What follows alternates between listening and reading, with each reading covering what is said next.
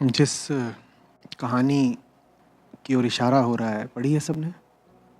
तो श्री कृष्ण हैं और नारद महाराज हैं। हुँ? और गए हैं किसी नदी किनारे, और नारद मुनि जिज्ञासा करते हैं कि ये माया वस्तु क्या है, कुछ बताएं। तो श्री हरि कहते हैं, अच्छा ऐसा करो, मेरे लिए थोड़ा सा पानी ले आ दो। और उनको कुछ लोटा, कमंडल, पात्र कुछ देकर भेजते हैं कि जाओ वही पानी लाओ। वो पानी लेने जाते हैं, इतने में उनको एक सुंदर युवती मिल जाती है। उनका प्रेम प्रसंग छिड़ जाता है, शादी ब्याह हो जाता है, बच्चे हो जाते हैं। बड़ा राग रंग है, बड़ी मोह माया है। वही नदी किनारे वो सब घर बसा कर रहने लगते हैं। 10-12 साल बीत जाते हैं। फिर एक दिन बाढ़ आती है, सब बहा कर ले जाती है। नदी वगैरह पार कर रहे होते हैं, सब बह जाता है। अकेले बचते हैं मुनि महाराज। तो माथा पकड़ के रो रहे होते हैं। पीछे से श्री कृष्ण आते हैं, कहते हैं आधा घंटा हो गया, इतनी देर में पानी नहीं मिला तुम्हें? पानी लाने भेजा था। तो ये चौंकते, बोलते हैं आधा ही घंटा हुआ, मैंने तो 12 साल बिता दिए, जीवन के सब अनुभव कराया। और फिर इन्हें यकायक समझ आता है कि यही तो माया है, जहाँ कुछ नहीं वहाँ लगता है बहुत कुछ है। और अपने ही अनुभव, अपना मन, अपनी इंद्रियां, अपनी दृष्टि, अपनी भावनाएं सब गवाही देते हैं कि बहुत कुछ है, और जो कुछ है वो बड़ा महत्वपूर्ण है, बड़ा असली है, मुद्दा गंभीर है। अरे भाई, बाढ़ आई है, पूरा खानदान बहा जा रहा है, 3-3 बच्चे हैं अपने, पत्नी कितनी सुंदर है, वैसा रूप लावण्य कभी देखा नहीं पहले। और इस पूरे खेल में भूला कौन हुआ है? जिसने भेजा था पानी लाने, वो बिल्कुल भूल गए। हरि मुरारी की कोई सुध नहीं।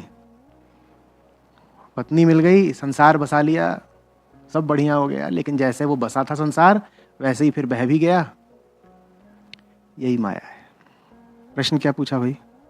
माया से हमारे मन में भ्रांतियाँ क्यों हो जाती हैं? जब माया काम, लोभ आदि जगाती है तो देखते हुए भी उचित व्यवहार क्यों नहीं कर पाते? माया से भ्रांतियां क्यों हो जाती हैं? प्रश्न को देखो ना, जब माया में होते हो तब थोड़े ही दिखाई देता है कि वो माया है। कह रहे हैं कि जब माया होती है तो उस वक्त ये सब क्यों छा जाते हैं, काम, क्रोध, लोभ, मोह, सब जानते हुए भी कि मायावी है, उससे छूट क्यों नहीं पाते, सही कर्म क्यों नहीं कर पाते? अरे नहीं जानते भाई कि मायावी है, नहीं जानते। उस वक्त यही लगता है कि असली है, बाद में भले कह दो मायावी है। और एक बात का ख्याल रखना, यहां खेल के भीतर खेल होता है। नारद महाराज के बच्चे रहे होंगे, वो रस्सी को सांप समझ के डरते होंगे, तो नारद मुनि पिता जैसी गुरु गंभीरता लेकर के उनसे क्या कहते रहे होंगे? अरे बच्चों, तुम तो नाहक ही डर रहे हो, ये सांप है ही नहीं, ये तो रस्सी मात्र है, इसी को तो माया कहते हैं। देखो मुझे, देखो मैं माया को पकड़ लेता हूं, मैं बाप हूं ना तुम्हारा। जो माया के भीतर होते हैं उन्हें भी तुम्हारी तरह यही ख्याल होता है कि मुझे तो माया समझ में आ रही है, वो दूसरों के लिए समझ में आती है। नारद मुनि को भी अपने छोटे बच्चों के लिए माया समझ में आती होगी कि मेरा छोटा बच्चा है, वो परछाई को भूत समझ के घबरा जाता है, खंभे को इंसान समझ लेता है, सपने में चौंक जाता है, रोने लग जाता है। तब कहते रहे होंगे अपनी पत्नी श्री से, देख रहे हो ये छोटे छोटे बच्चे कैसे माया के फेर में आ जाते हैं, पर मैं तो मुनि हूं, मैं तो खूब समझता हूं माया को। आप जब समझते भी हैं कि आप समझते हैं, आप तब भी भूल में हैं कि आप समझते हैं, बल्कि नासमझी के भीतर समझने का ख्याल आपकी नासमझी को और पुख्ता कर देता है। जब बाप को बड़ा विश्वास हो जाता है कि उसने बेटे की नासमझी को पकड़ लिया, तो उसे इतना ही विश्वास नहीं होता कि उसने बेटे को नासमझ जान लिया, उसे साथ ही साथ ये विश्वास भी गहरा जाता है कि वो स्वयं बड़ा समझदार है। मैंने अपने बेटे की नासमझी पकड़ ली, इसका मतलब मैं कौन? इस पूरे मायावी वृतांत के भीतर 12 वर्षों में नारद मुनि को न जाने कितनी बार लगा होगा कि बीवी नासमझ है। कहते होंगे, अरे प्रिय, ओ भार्य, तू क्यों इतना मोह करती है इन बच्चों से? ये मोह तो बस माया है। और खूब इतराते रहे होंगे अपने ऊपर कि मुझे देखो, मैं तो बड़ा तपस्वी संयमी हूं, ये तो स्त्री ठहरी, ज्यादा मोह माया में बंध जाती है, मैं थोड़ी बंधता हूं। जिनको ये विचार आ रहा है कि उन्होंने माया पकड़ ली, उनके ऊपर माया बहुत हंसती है। वो माया के चुनिंदा और पसंदीदा शिकार होते हैं। तो ये सवाल तो कोई करे ही नहीं कि आचार्य जी, मुझे साफ दिखाई देता है कि माया है, मैं फिर भी उसमें फंस क्यों जाता हूं? तुम्हें कुछ नहीं दिखाई देता। दिखाई देने के लिए उनका साथ चाहिए जिनको नारद पीछे छोड़ आए थे। जब तक उनके साथ थे तब तक माया नहीं छाई नारद पर, और जब पुनः उनके साथ हो लिए तो माया पुनः कट गई, फिर पीछे छूट गई। बाकी तुम अपनी बुद्धि अनुसार, अपने अनुमान अनुसार, अपने निष्कर्ष अनुसार उड़ाते रहो पतंगे कि हमने तो आसमान फतह कर लिया। कुछ होने नहीं वाला। माया को जीतने का तो एक ही तरीका है, उसके पास हो जाओ जिसके पास माया फटकती नहीं।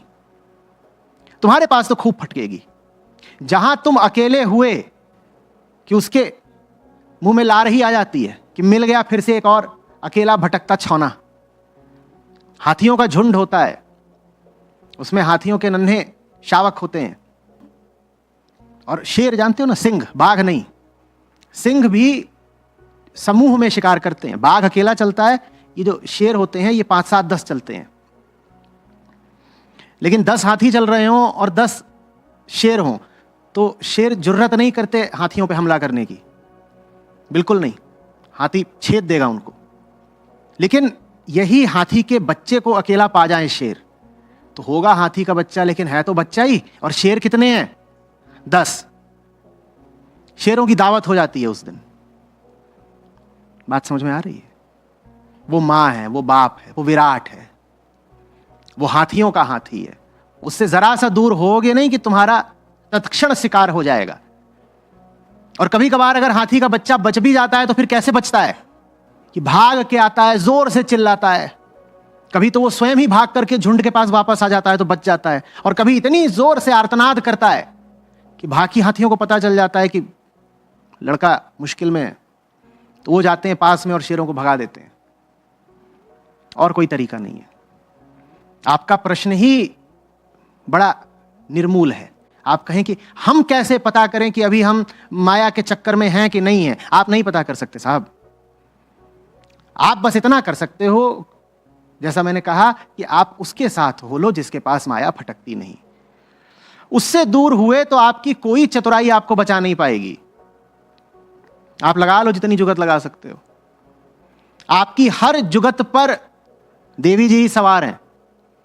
बात समझ में आ रही है? बेहोशी में तो सब खबरदार हो जाते हैं। और दिक्कत यह है कि आपको जब भी आगाह किया गया है, सावधान किया गया है, तो बेहोशी के खिलाफ किया गया है। यही कहा गया है ना, बेहोशी से बचना, सतर्क रहना, सचेत रहना, सजग रहना, जागृत रहना। यही कहा गया है ना। बेहोशी बहुत ज्यादा नुकसानदेह नहीं होती, क्योंकि बेहोशी इतनी प्रकट अवस्था होती है कि आप स्वयं ही समझ जाते हो कि अभी खतरा है। आप बेहोश हो तो आप जान जाते हो कि अभी आप कमजोर हो। ये आपके दुर्बलता के पल हैं। और जो जान गया कि वो अभी दुर्बल है, वो कुछ ना कुछ इंतजाम कर लेगा, वो किसी का सहारा ले लेगा, वो कोई कवच ढूंढ लेगा। आपका ज्यादा से ज्यादा और बड़े से बड़ा नुकसान आपकी बेहोशी में नहीं होता। आप गहरी और प्राण घातक चोट खाते हो अपनी होशमंदी में। जब आपको लग रहा होता है कि आप बेवकूफ बन रहे हो और बेवकूफियां कर रहे हो, तब आपका नुकसान होगा भी तो थोड़ा बहुत होगा, क्योंकि आपको पता है कि आप बेवकूफ बन रहे हो और बेवकूफियां कर रहे हो। आदमी अपनी जिंदगी बर्बाद कर लेता है उन पलों में जब उसे लगता है कि वो तो बड़ा होशियार है, बड़ा चतुर है और बिल्कुल ठीक काम कर रहा है। जो तुम्हारी बेहोशी के पल हैं, अगर उनके प्रति सचेत रहते हो तो उससे 10 गुना ज्यादा सचेत रहो उन मौकों के प्रति, उन घटनाओं के प्रति, उन पलों के प्रति जब तुम्हें लगता है कि तुम बड़े होशमंद हो, बड़े जागृत हो, बड़े सचेत हो। तब पड़ती है मार।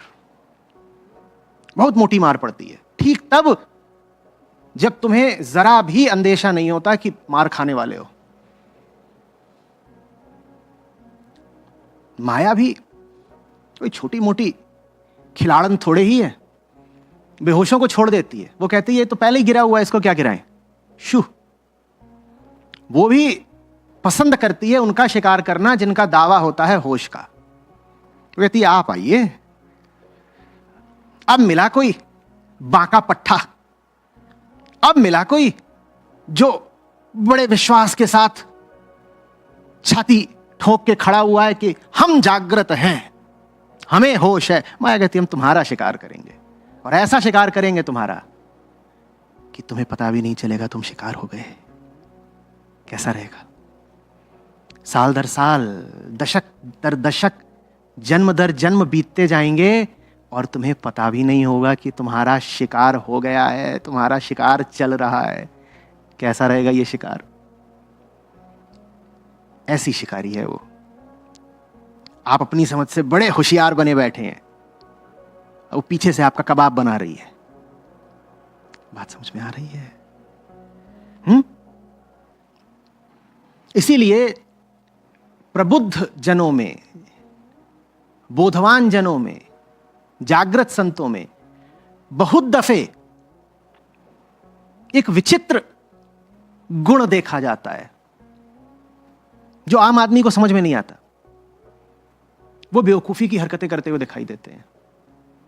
उनकी बहुत सारी आदतें और हरकतें और कर्म ऐसे होते हैं कि आम आदमी उन्हें देखता है तो कहता है ये पागल है क्या, ये कर क्या रहा है।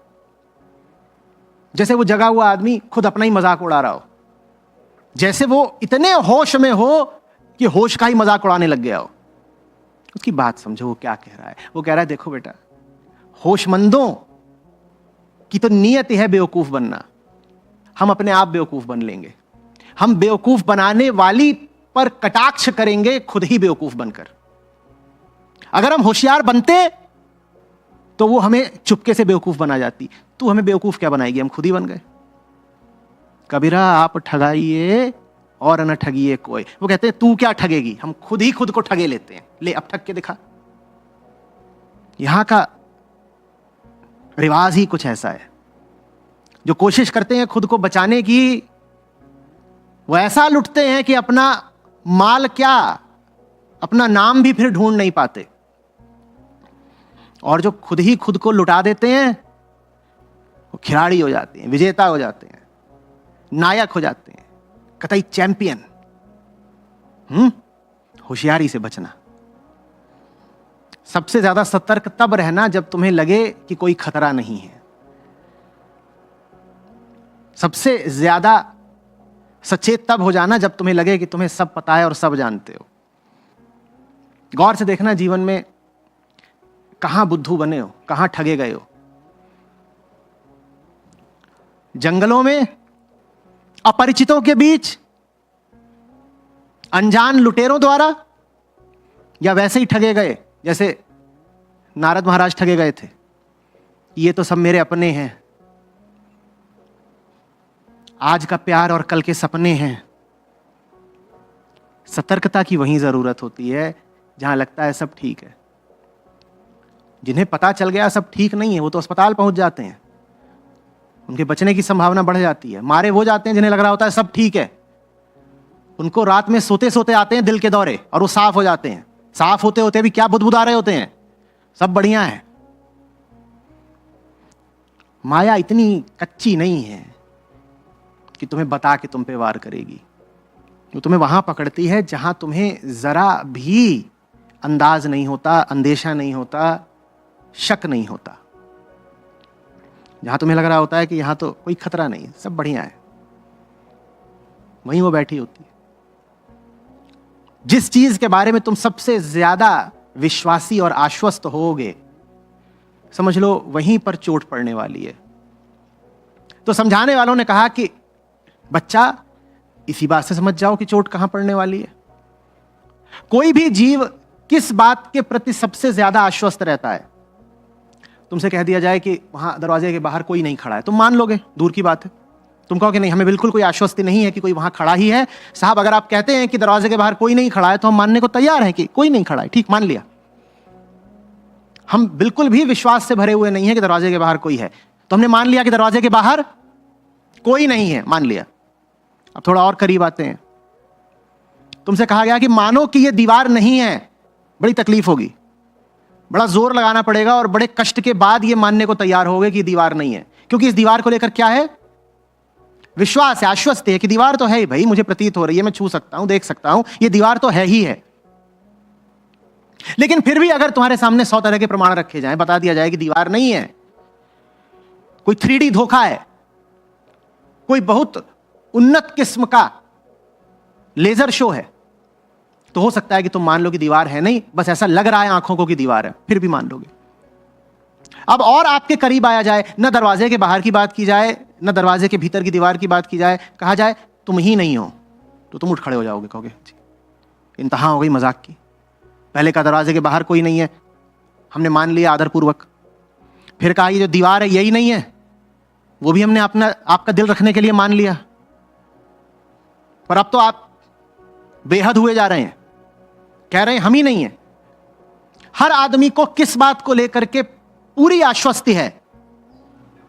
मैं तो हूं, मैं हूं। और हमने कहा जिस बात को लेकर आपको पक्का भरोसा होता है कि यह बात सच है, माया वहीं पर मारती है, वही चीज झूठ होती है। जहां आपको पहले ही पता होता है कि दाल में कुछ काला है, माया वहां ज्यादा चोट नहीं करती। उसको इस तरह से शिकार करना पसंद ही नहीं है कि शिकार को भनक लग गई। माया बहुत रसिक है, बड़ा जलवा रखती है, बिंदास है। वो सिर्फ शिकारी नहीं है, वो हंटर विद एन एटीट्यूड है।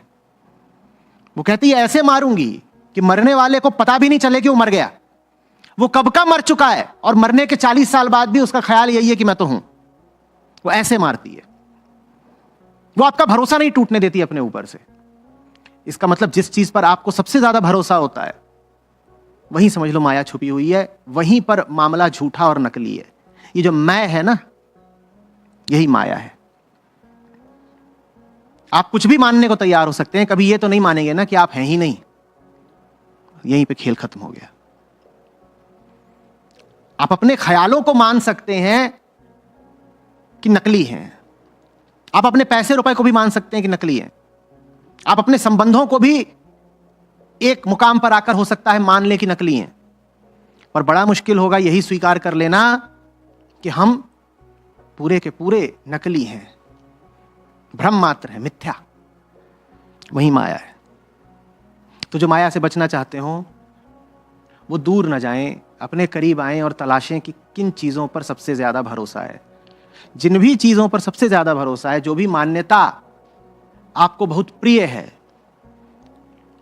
जिस भी मुद्दे पर आपको किसी तरह का कोई शको शुबहा है ही नहीं, जान लीजिए वहीं पर आपका काम तमाम किया जा रहा है। इसीलिए माया को बहुत पसंद आते हैं आत्मविश्वासी लोग, कॉन्फिडेंट लोग। नहीं साहब, हमें तो पता है, हमें पूरा विश्वास है, हम बड़े कॉन्फिडेंस के साथ कुछ बातें जानते हैं, कुछ बातों में यकीन करते हैं। तो कहते हैं आपके विश्वास, आपके कॉन्फिडेंस में ही आपके सारे दुख बैठे हुए हैं। मैं के बाद जो दूसरा नन्हा सा शब्द है जो आदमी को कहीं नहीं छोड़ता, वो क्या है? मैं और है माने अस्ति। ये चीज अस्तित्वमान है, इट एग्जिस्ट्स। ये जो चीज है ये है, इसमें सच्चाई है, इसमें हकीकत है, इसकी हस्ती है, इसकी अस्मिता है। और जहां मैं वहां है। मैं कहा जाता है स्वयं के लिए और है कहा जाता है संसार के लिए। मैं और है साथ साथ चलते हैं। माया को दोनों ही बहुत पसंद है। जो जोर से बोले मैं गया, और जो बोले जोर से है गया। तो खास तौर पे जो जोर से बोल दे सच तो ये है गया।